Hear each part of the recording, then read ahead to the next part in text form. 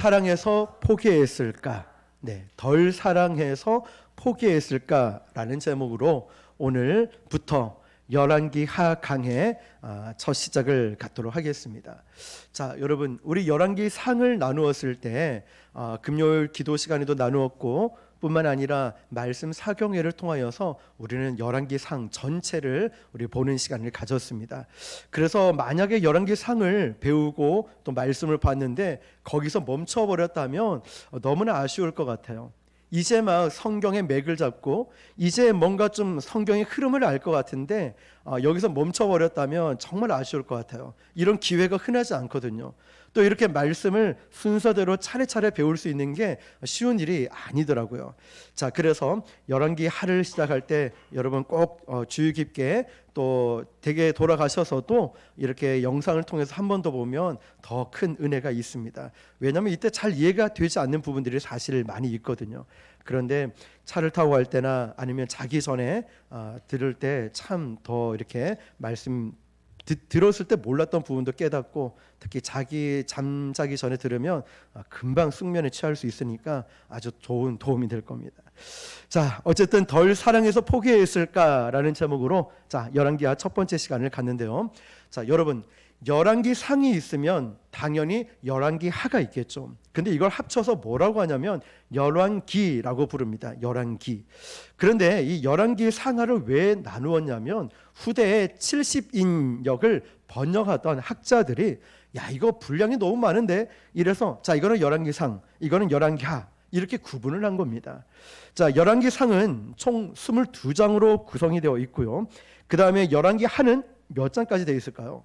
25장까지 되어 있어요. 자, 이렇게 구분이 되어 있다 보니까 합치면은 총 몇 장이죠? 47장. 굉장히 꽤 분량이 크죠. 비슷한 책은 창세기죠. 창세기는 50장까지 있잖아요. 자, 오늘 첫 번째 시간 우리가 열왕기 전체 구조가 어떻게 되어 있는지를 한번 살펴보고 간단하게 개론 정도만 살펴보고 우리 열왕기 하 말씀을 들어가면 좋겠는데요. 먼저 열왕기 상을 우리가 잠깐 훑어보면은 솔로몬을 기억하실 겁니다. 첫 단추를 잘못 꿰물 통하여서 그 모든 분열 왕국까지 이어지는 솔로몬 왕국의 몰락이 등장을 하죠. 그리고 마지막에는 또 남유다도 멸망을 하게 됩니다. 자, 이 솔로몬 왕국의 역사, 이 몰락이 열왕기상 1장에서 11장까지의 기록인 거예요. 자, 그리고 이제 열왕기 하루 넘어가 보면은 마지막 북이스라엘은 일찍이 멸망을 했고 또 남아있던 남유다 역시도 이제 멸망을 하게 됩니다. 시간 차이를 두고 이러면서 열왕기는 이제 전체 끝이 나는 거예요. 그러고 보면 열왕기는 참 절망적인 책이다라는 생각이 들어요. 한번 잘 보십시오. 열왕기서를 보면 또 이 멸망했고 왕들이 범죄했던 내용들이 나오거든요. 그런데 이 같은 시대에 나오는 비주류로 등장하는 책이 있습니다. 그 책이 뭐냐면 역대기입니다. 역대상, 역대하로 나누기도 하죠. 역대기는 어떤 거냐면 우리가 목요일에 룻기를 배웁니다. 사사기는 암흑시대라고 부르죠. 하나님 말씀이 귀에 또 없었던 그런 암흑시대. 그런 시대에 왕을 주소서 참된 여호와 하나님이 계심에도 불구하고 그 사사들은 왕을 달라고 요청하기도 합니다. 그런데 그때 비주류로 등장하고 있는 책이 뭐냐면 룻기라는 책입니다. 룻이라는 여인이 이 베델의 지역에 살고 있는 그 보아스를 만나면서 하나님의 구속사가 이어지는 과정을 보죠. 그래서 지난 시간 우리 수요일에 나누었는데 하나님 말씀, 로마서 말씀을 통해서 늘 다시 기회를 주시는 하나님이라는 제목으로 나누었습니다.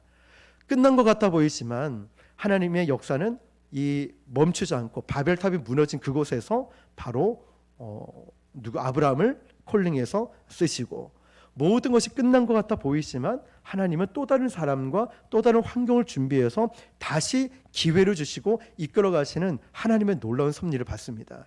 열왕기도 마찬가지예요. 역대기라는 이 책에 감춰진 내용이 뭐냐면 하나님 나라의 소망을 어떤 방식으로 이렇게 세워가는지 설명한 책이 역대기인 거예요. 그래서 우리는 열왕기상과 열왕기하를 보면서 역대상하도 같이 보면은 열왕기를 보면은 절망적인데 역대기를 보면 하나님의 소망이 보이는 거예요. 야, 이런 절망적인 상황에도 하나님은 이렇게 이끌어 가시는구나, 함께 볼 수 있다는 거죠. 열왕기서 전체를 보면은 좀 분위기가 어둡습니다. 끊임없이 반역하고 몰락하고 아주 못된 왕들이 또 몰락하고 무너지는 과정이 열왕기서에는 계속 나오고 있어요. 그래서 이 역대기도 비슷한 구조로 되어 있지만 말씀드렸듯이 역대기를 보면 희망의 씨앗을 어떻게 감추어 놓아 있는지를 역대기를 통해서 우리는 볼 수 있는 겁니다. 자, 그런데 솔로몬 이후에 이 시대는 분열 왕국 시대죠. 다윗과 사울 시대는 단일 왕국 시대고 솔로몬 때부터 분열 왕국 시대라고 불러요. 말 그대로 나라가 분열했다는 거예요. 우리 배웠죠. 여로보암과 열 지파 여로보암 북이스라엘, 남유다는 르호보암 두 지파를 얻게 되죠. 자, 이러면서 나라가 분열이 됩니다. 그런데 여러분, 이 북이스라엘은 열왕기 하쯤에 돼서 끝나는데 그때가 BC 700년 경입니다. 그런데 이 정확한 이 가운데 내용을 보면은 오므리 왕조가 등장을 하는데요. 그냥 알고만 계시면 됩니다. 오므리 왕조가 있는데 여기서 우상 숭배가 가운데 등장을 합니다. 그 우상 숭배가 누구였냐면 바알을 숭배했다는 거죠. 이것이 열왕기상 16장에서 열왕기 하로 넘어와서 12장까지의 기록인 거예요. 오므리 왕조의 우상 숭배, 그 우상은 바알을 숭배했다. 무려 18페이지, 그러니까 47장 중에 18페이지에 걸쳐서 3분의 1 정도 되는 게 오므리 왕조의 우상 숭배가 담겨져 있다는 거예요. 열왕기 상하를 보면. 그런데 이 이야기의 핵심 구조가 뭐냐면은 바알을 숭배했어요.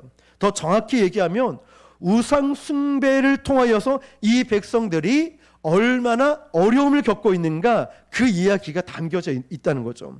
그래서 열왕기 책의 47장에 걸친 큰 구조가 이런 내용이 담겨져 있어요. 자, 솔로몬 왕이 무너지고 그 가운데 오므리 왕조의 우상 숭배로 인해서 백성들이 고통을 당하고 있는 부분들이죠.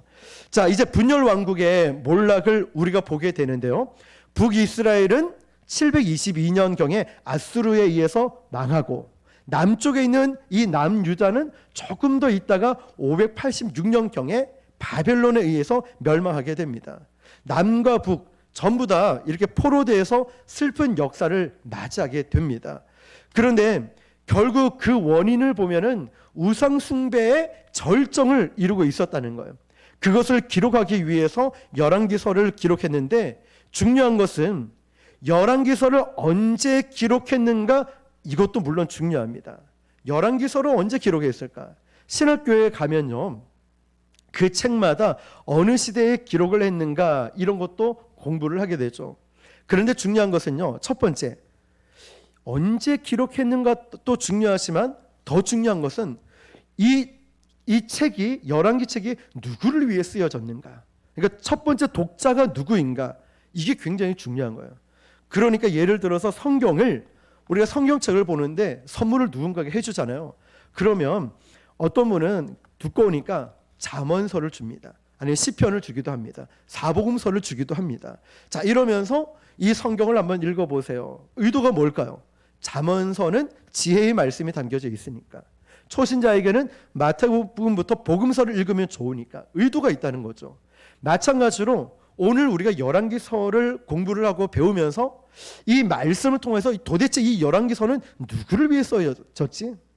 두 번째는 누가 썼는가? 자, 이런 것들을 공부하게 되는 거예요. 그런데 열왕기 하를 시작하면서 열왕기 상 때도 말씀을 드렸지만, 왜 첫 시작부터 이런 개론적인 줄거리를 왜 말씀드리냐면, 이거를 알아야지만이 열왕기 하 말씀을 배울 때 어느 정도 이런 목적과 초점이 잡히는 거예요. 왜냐하면 그동안 우리가 성경을 안 봤습니까? 성경책 몇 독을 하신 분도 있죠. 그런데 왜 이 말씀이 퍼즐처럼 나누어져 있는 거예요?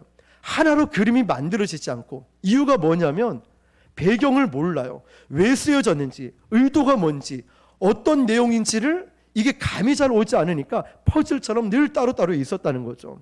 자, 첫 번째 중요한 질문이 뭐냐면 이거예요. 열왕기서라는 책이 언제 쓰여졌는가? 언제 쓰여졌을까요? 앞서 말씀드렸듯이 오므리 왕조 때, 우상 숭배, 바알을 숭배하면서 이들은 하나님의 징계로 포로로 끌려가게 되죠. 그러면 이 열왕기서는 언제 쓰여졌을까요?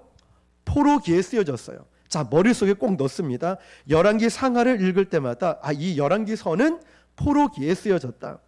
자, 이들은 바벨론에 의해서 또 남유다까지 망해가지고 일선에 어떤 사람은 예레미야 선지자가 이 글을 쓰지 않았냐라고 말하지만 그 필체가 예레미야 선지자와 유사하기 때문에 그런 말을 합니다.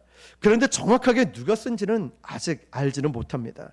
그런데 중요한 것은 앞서 말씀드렸듯이 열왕기서를 누가 썼느냐보다 더 중요한 건 누구를 위해 썼는가, 누구를 위해서, 또 이 글을 언제 썼느냐, 이게 중요한 거예요. 자, 누구를 위해서 내가 이 책을 선물하고 내가 누구를 위해서 편지를 썼는가, 이게 중요한 거예요. 자, 이걸 그리고 언제 썼는가 잘 보십시오. 놀랍게도 이 글은요, 포로기 이후에 남유다도 북이스라엘도 완전히 망했을 때 다 저들이 노예 생활하고 포로 생활하고 고통받고 있을 때에 바로 이 책이 쓰여졌다는 거예요. 잘 기억하세요. 우리식으로 얘기하면 고통당하고 고난당하고 핍박당하고 어렵고 가장 어두운 시대, 가장 하나님을 떠나 있고 방황하던 방탕하던 그때에 마치 쓰여졌던 책이다 생각하면 돼요. 자, 노예 포로 시대 얼마나 그 고통스러울까요? 얼마나 힘들까요? 자, 그때 쓰여졌어요. 그러면 이 열왕기서가 첫 번째 쓰여졌는 그 시대에 쓰여졌는데 이 책이 누구를 위해서 쓰여졌을까요? 바로 포로로 끌려갔던 이스라엘 백성들이었다는 거예요. 자, 이 두 가지 핵심을 기억하셔야 됩니다. 언제 쓰여졌다고요? 포로기 때. 누구를 위해 쓰여졌다고요? 그렇죠. 포로된 이스라엘 백성들을 위해서 쓰여진 거예요. 자, 그러면 이제 이런 질문이 되죠. 그러면 이 열왕기를 읽으면서 이 이스라엘 백성들은 무슨 생각을 했을까? 내가 어떤 편지를 썼습니다. 문자를, 장문의 메시지를 보냈습니다. 그러면 그 글을 읽을 때 회개해라, 아니면 용서해라, 사랑해라, 아니면 좀 이해 좀 해달라, 의도가 있잖아요. 이런 문자를 보듯이 이런 글을 읽었을 때 무슨 생각을 했을까? 자, 이런 관점으로 보는 겁니다. 계속해서 열왕의 역사 속에 그 찬란했던 이 조국의 역사, 남유다도 북이스라엘도 갈라지고 전부 다 멸망하게 하고 끝장이 납니다. 그런데 일관된 패턴이 뭐냐면 이 말씀에서 우상 숭배가 반복되었다는 것은 무엇을 통해 알 수 있냐면 열왕기 전체를 통해서 47장을 통하여서 계속 우상 숭배가 반복적으로 일어났다는 것을 우리는 알 수 있어요. 열왕기 상이 몇 장이라고 했죠? 22장. 열왕기 하는요? 25장. 전체가 47장이에요. 자, 그런데 여러분, 아까 가운데 오므리 왕조의 우상 숭배가 있었고 그것 때문에 포로로 끌려가고 나라가 멸망했다, 이 얘기를 다루었는데요. 이까지는 사실 성경을 보는 사람, 또 열왕기 상을 우리가 같이 공부했기 때문에 이해가 됩니다. 우상 숭배했으니까 벌 받아야지. 그런데 여러분, 왕들의 이야기예요. 10명이 아니랬죠. 나열하다의 열자라고 했습니다. 왕들의 이야기고 이 왕들의 정치, 왕정의 이야기예요. 그런 나라의 이야기입니다. 그런데 열왕기 47장 가운데 아주 생뚱맞게 이야기가 나오는 게 있어요.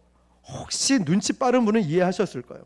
왕들의 이야기고 왕들의 정치와 나라의 이야기인데 거기에 생뚱맞게 열왕기 3장에 보면은 이런 이야기가 나와요. 기억하실까요? 솔로몬의 재판 이야기가 나와요. 이상하네. 왜 이 재판 이야기가 여기에 나올까? 자, 이 재판 이야기가 나오는데요. 죽음 앞에 놓여 있는 정말 목숨과도 같은 이 아기를 살리기 위해서 마음이 타는 듯한 고통을 가지고 이 엄마는 아기를 어떻게 하냐면 포기를 합니다.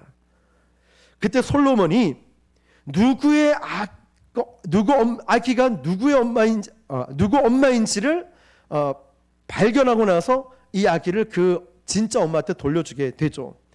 자, 우리는 이 이야기를 자칫 이렇게 생각할 수 있어요. 성경을 제대로 못 봤을 때는 솔로몬의 지혜 최고다. 솔로몬은 명성은 탁월하다. 역시 솔로몬은 달라. 자, 성경을 배우지 않고 읽기만 했을 때는, 누군가의 지도를 받지 않고 성경을 보게 되면은 이렇게 잘못 판단을 해요. 역시 솔로몬의 지혜가 탁월하고 대단하다. 솔로몬의 명성은 대단해. 이렇게 말이죠. 그런데 성경은요, 한 번도 흔들림 없이 어느 시대이든 간에 사람이 탁월하다, 사람이 대단하다, 사람이 명석하다, 사람이 위대하다라고 드러낸 기록은 단 한 번도 없다는 거죠. 그러면 다시 이 말씀은 누가 읽고 있냐면, 첫 번째 독자가 누구냐면 포로 시대에 포로로 있던 이스라엘 백성들이란 말이에요. 그러면 포로들이 매일같이 채찍이 날라와요. 등짝이 찢어지는 거예요. 그리고 뜨거운 태양빛 아래서 물도 못 마시면서 그 고된 노동을 하고 있는 이 포로들이란 말이에요. 밥도 제대로 못 먹고 눈치 봐야 되고 두려워 떨어야 되고 발길질 당해야 되는 이 포로들, 고통 가운데에 있다는 말이죠. 이 포로들이 첫 번째 독자들이라는 거예요. 열왕기를 읽고 있는. 그러면 그들의 삶은 예배도 멈춰졌고 찬양도 멈춰졌어요. 그런 매일매일의 삶에 땀이 비 오듯 지옥 같은 날을 하루하루 보내고 있는데, 그때 바로 한 선지자에 의해서 붓을 들게 해서 성경을 기록하기 시작하는 거예요. 우리식으로 얘기하면 너무나 고통스럽고 끝이 보이지 않고 괴롭고 힘든 나날을 보내요. 지옥 같은 나날을 보이는데, 그런데 어디선가 누군가 날 위해 기도하고 누군가 날 위해 계속 권면하고 섬기고 사랑하고 있는데, 알고 봤더니 하나님의 손길이었다는 거죠. 이런 경우처럼 말이죠. 그리고 이들은 그 바벨론 포로 같은 힘든 시간에 지금 첫 번째 독자로서 이 열왕기를 읽고 있다는 거예요. 그러면 과연 그 생뚱맞게 등장하는 왕들의 이야기 가운데, 정치 이야기, 나라 이야기 가운데 솔로몬의 이 재판 속에 하나님은 뭘 말씀하고 싶을까요? 솔로몬이 참 지혜롭다. 솔로몬 정말 IQ가 좋아. 야, 어떻게 이런 지혜를 발휘할 수 있지? 이 말씀을 하고 싶었을까요? 아니라는 거예요.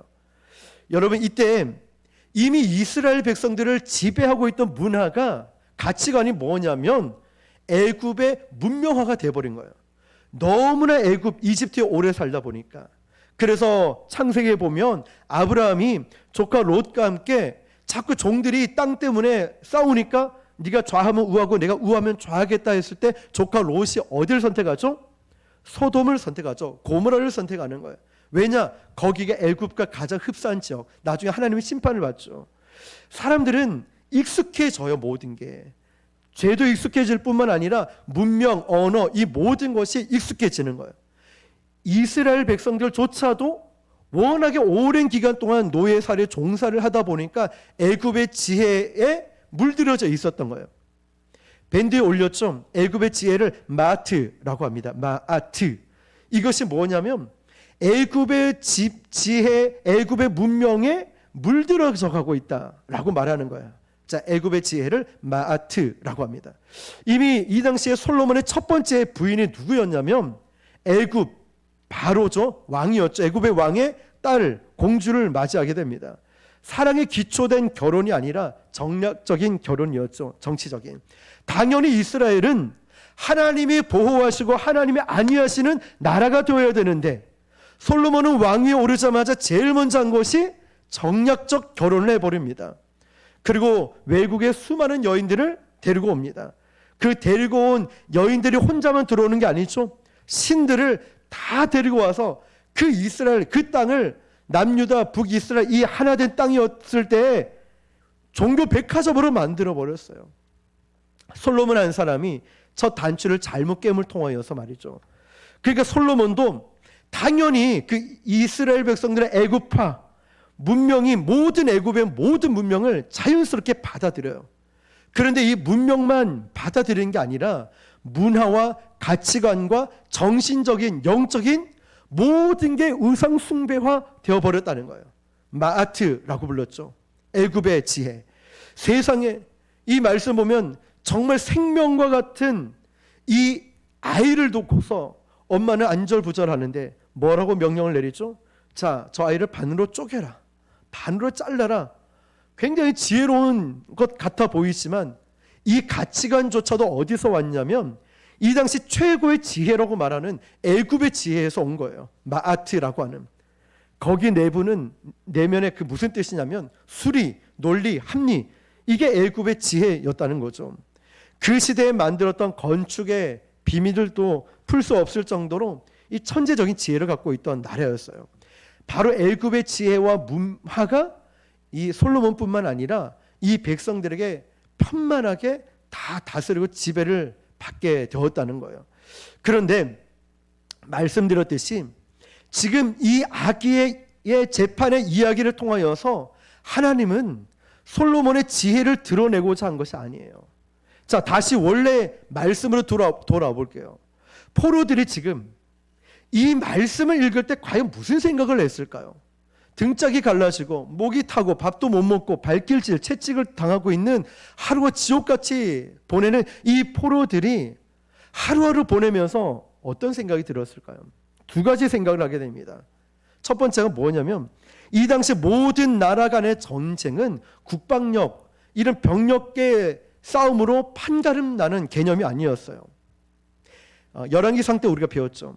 신들과의 싸움이었어요. 그 전쟁에서 승리하면은 야, 우리 신이 이겼다. 그리고 그 신은 내 밑으로 들어와야 돼요. 그리고 이긴 왕은 자기가 나중에는 신이 되고 싶어 했어요. 솔로몬도 내가 하나님을 경배할 필요가 없네? 나를 섬겨주는 게 너무 좋네? 자기가 마치 신이 된 것처럼 하죠. 그럼 당연히 바벨론 또 아수르로 끌려갔던 북이스라엘과 남유다는 하나님에 대해서 어떤 이해를 가질까요? 어떤 생각을 할까요? 첫 번째 이 생각을 합니다. 하나님 정말 어디 있습니까? 하나님 정말 살아 계십니까? 아니 살아 계신데 이렇게 무기력하십니까? 왜 이런 신들과의 전쟁에서 패배하게 만듭니까? 그런 무능력한 하나님이라면 저는 필요 없습니다. 정말 하나님이 전능하시고 하나님이 정말 살아 계시다며 어떻게 우리 민족을 이 먼 땅까지 유배시켜서 예배도 못 드리게 하고 찬양도 못 하게 하고 고국은 황폐하게 되어서 텅 빈 거리가 되어버리고 이 태양빛에서 왜 이렇게 우리가 고통을 당해야 됩니까? 왜 혹독한 시간을 보내야 됩니까?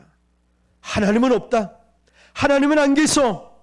이러면서 세월이 지나가면서 마음이 무너지기 시작하는 거예요. 여러분, 우리도 그런 생각이 들 때 있지 않습니까? 하나님이 살아계시다면 정말 이럴 수는 없어.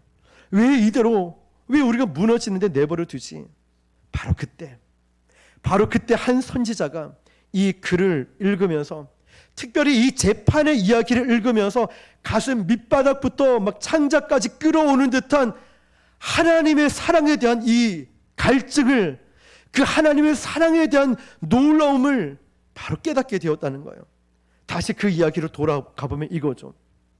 진짜 아기의 엄마는 사실상 아기를 몇 번 잃었냐면 2번이에요. 자, 아침에 일어나 보니까 자기 아기가 없어요. 다른 여인이 자기 아기를 안고 있어요. 달라고 하니까 내 아기라고 주지 않는데요. 생각해 보십시오. 아무리 갓난 아기라도 엄마는 이 아기를 딱 보면 알잖아요. 아무리 응애응애 울고 있는 그 아기들이 뭐 20-30명 돼도 눈에 쏙 들어오잖아요. 저봐 날 닮았다고. 보기는 전혀 모르겠는데 다 똑같아 보이는데 제 아기가 저 코를 봐, 저 눈을 봐, 나를 닮았다고.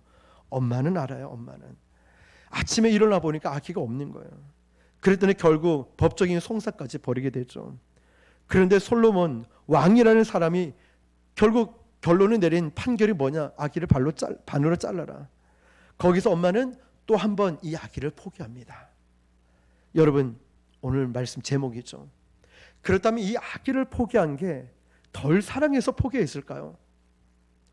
정말 이 아이를 포기한 게 그래 뭐 또 낳으면 되지, 뭐 필요 없어, 이런 마음으로 이 아기를 포기했을까요?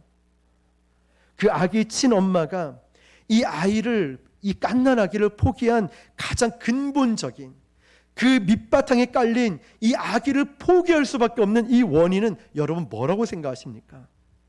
이 아이를 살리기 위해서라는 거예요. 이 아이를 살리기 위해서. 이 아이를 살리기 위해서는 내가 포기해야지만이 이 아이가 죽지 않으니까. 내가 포기해야지만이 반으로 쪼개져서 이 아기가 죽지 않으니까. 내가 포기해야지만이 이 아이가 살 수 있기 때문에. 마찬가지예요.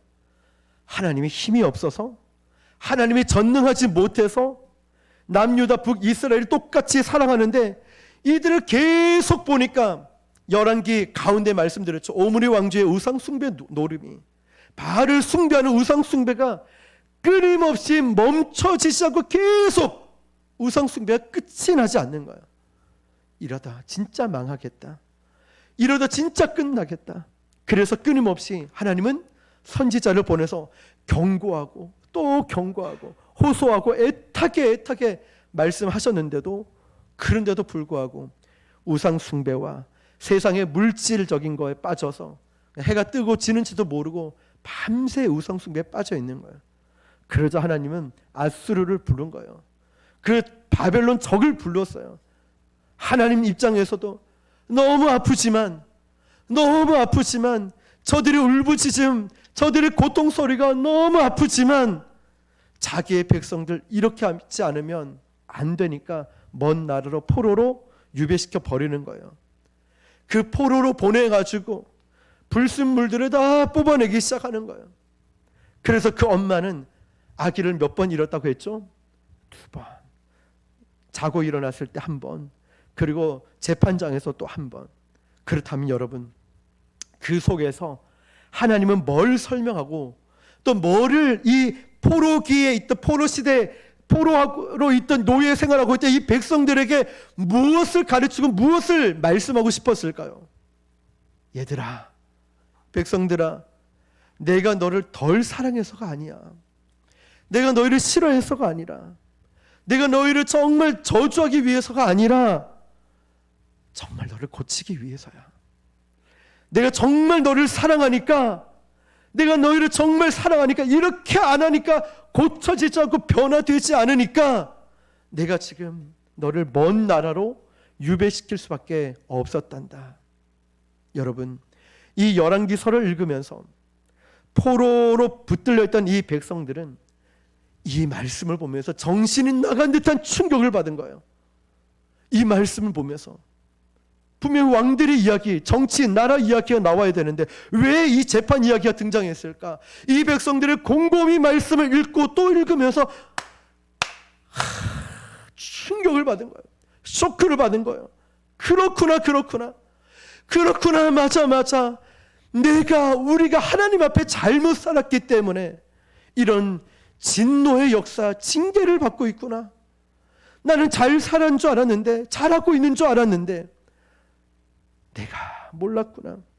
이 우상 숭배에 빠져서 해가 뜨는지 지는지도 모른 채 우상 숭배에 빠져가지고 하나님 말씀을 떠나 있고, 떠나서 살아가고 하나님 말씀의 음성에 귀 기울이지를 못했구나. 그래서 포로 기간에 무슨 운동이 일어날까요? 바로 회당이 만들어지면서 회당 운동이 일어나는 거예요. 그리고 그때 처음 성경에 서기관이라는 직책이 등장합니다. 그러면서 부흥의 불씨가 그 속에서, 그 포로 기간에 가장 곤고하고 힘겨운 역사 속에, 바로 그 속에서 회개의 운동이 일어나고 그 속에서 부흥 운동이 일어나기 시작하는 거예요. 그들, 우리 식으로 얘기하면 내 마음에 상처투성이고 고통투성이고 아픔투성이고 모든 것이 힘들고 어려운 이 시기에 서기관이라는 직책과 회당이 만들어지면서 거기서 부흥 운동이 일어나는 거예요. 회개 운동이 일어나는 거예요. 여러분, 그리고 1차, 2차 포로 귀환을 통하여서 수문화 광장에 종일 뜨거운 태양빛 아래 서서 새벽부터 정오까지 에스라와 느헤미야가 이 백성들을 수문화 광장에 모아서 텅 빈 거리였지만 말귀를 알아들을 수 있는 모든 어린아이부터 어른들까지 다 모아서 하루에 6시간 또는 8시간씩 설교한 게 아니에요. 말씀을 펴서 하나님 말씀을 낭독하기 시작하는 거예요. 그런데 이 백성들은 내가 어떻게 앉아서 말씀을 들을 수 있냐 이러면서 모두가 그 자리에 일어서서 하나님 말씀을 들어요. 근데 그 말씀을 들을 때마다 눈물이 펑펑 쏟는 거예요. 하나님, 그렇습니다 주님. 제가 죄인이고 제가 그렇게 살아왔습니다. 설교를 한 게 아니에요.